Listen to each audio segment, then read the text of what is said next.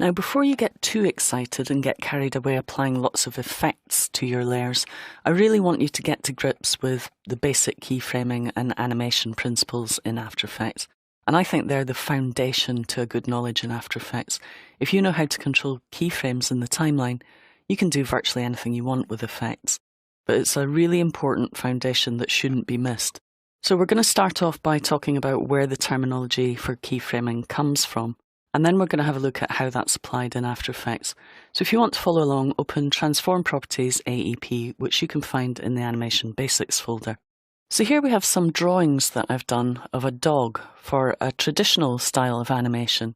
Basically, the way traditional animation works, if you imagine that I'm working for Walt Disney would draw the key frames of the animation, so the most important frames. So that would maybe be the start frame here. And if I use the preview panel, I can jump to the last frame, which is that one. And he would say, okay, this is where I want the dog to end.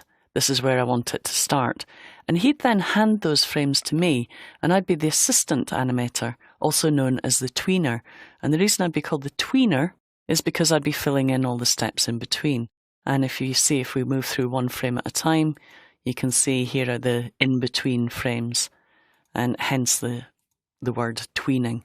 So that's how traditional animation works. You have the key frames, the most important frames, the key frames, drawn by the lead animator, first and last, and then the tweener, or assistant animator, would fill in all the steps in between. Now, when you're in After Effects, you are the lead animator, so you're Walt Disney, you set the key frames of the animation. But After Effects is your tweener, it fills in all the steps in between. So let's have a look at how this looks, this series of drawings. And you see we get a nice fluid animation by putting a series of drawings together like that. But what I've done here is I've created an After Effects version of this as well. And if you want to follow along, you can open up Transform Properties AEP from the Animation Basics folder and open O2 Thug Dog Walk Cycle. Just double click it to open it up. And you'll see in here I have an After Effects version of the animation. Obviously, I've redrawn this and illustrated it properly using Adobe Illustrator.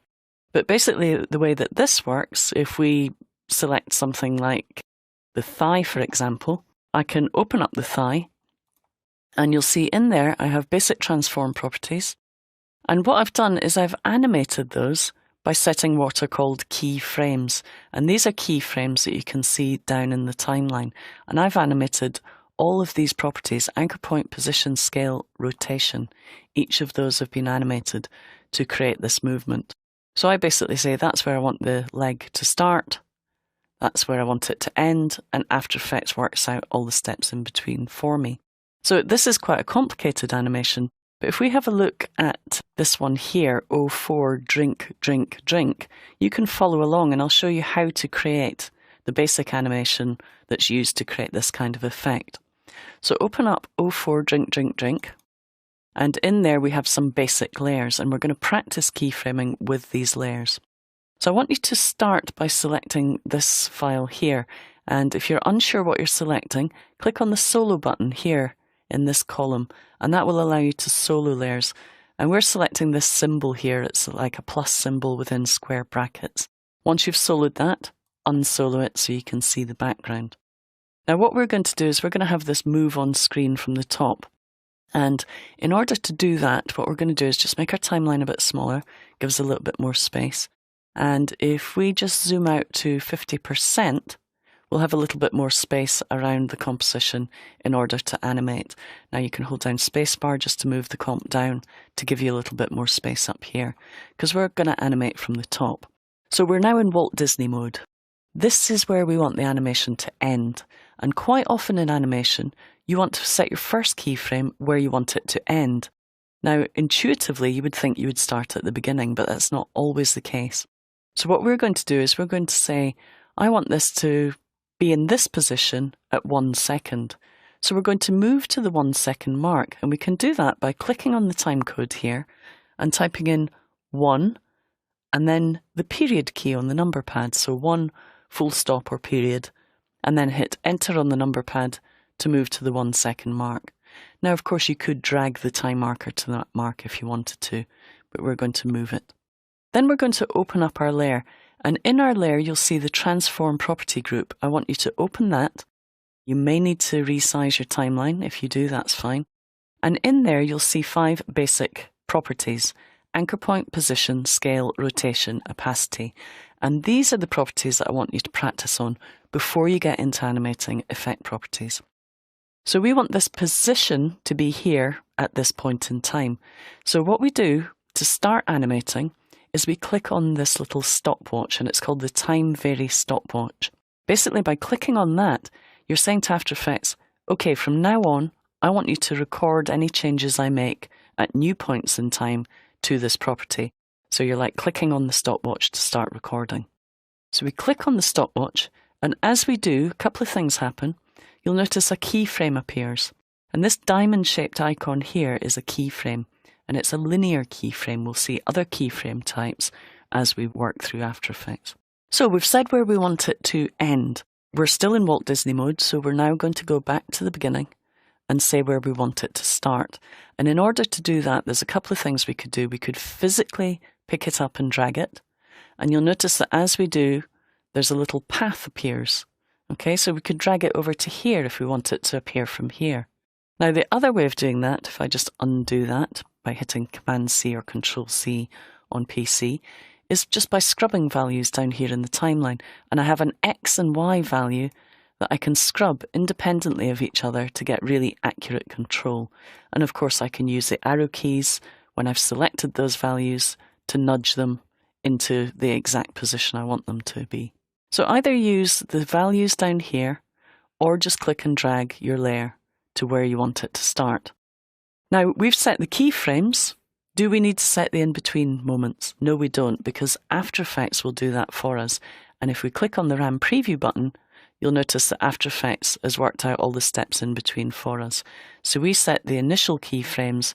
After Effects creates all the in-between frames for us. It's as easy as that. We're going to have another practice with that. So we're going to close up that layer, and we're going to select the Aqua Drop Shadow layer, which is this logo here. And with this one, we're going to animate 2 properties. So we're going to open up the layer, and this time open up the Transform property group again.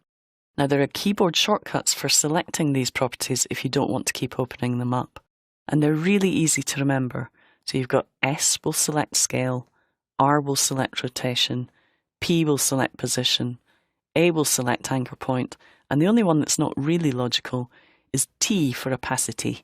But if you think opacity or transparency, then it's easy to remember. Also, the word strap has all of the letters that you need to remember to select the transform properties. Now, if I hit S, that will open up scale. If I hold down Shift while I hit R, it will also open up rotation. And these are the 2 properties we're going to animate here. And it works exactly the same as position. So what we're going to do is, first of all, we're going to select our initial animated layer, which was this one, and we're going to hit the U key on the keyboard. And that's a really useful shortcut. That's going to show me any keyframes that are attached to that layer. So that's going to show us keyframed properties for that layer. Now, when you can see keyframes, you can quickly jump between them by using these buttons here.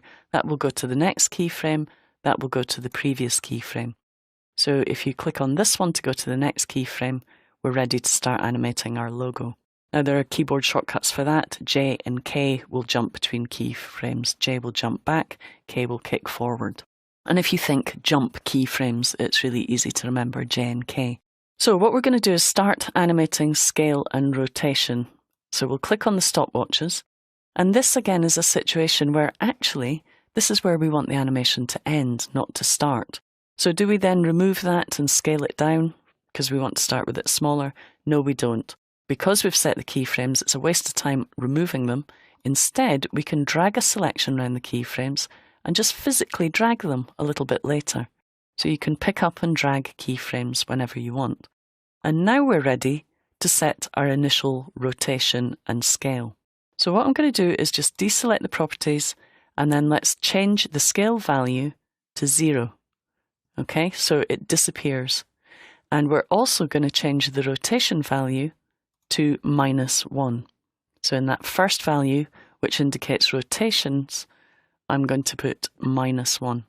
And if we preview that now, using the RAM preview button, we'll see that comes in and then the logo scales up. Now the timing's not quite right yet, but all I want you to do is just think about the principle of animation, how we're managing to get things animating from one point to another. Now the other one that you can do is select the text, bring up the position property by hitting P. What we'll do is we'll have that coming in at maybe about 4 seconds, round about there. Again, click on the stopwatch to create your keyframe where you want it to end. Move back to where you want the animation to start. And we're going to drag it off to the right so that it comes on and is readable as it's coming on screen like this. Okay, so you should have a nice basic animation. Now there's a little bit more work to do on the timing to get that more dynamic and exciting, but that's the basics of keyframing in After Effects.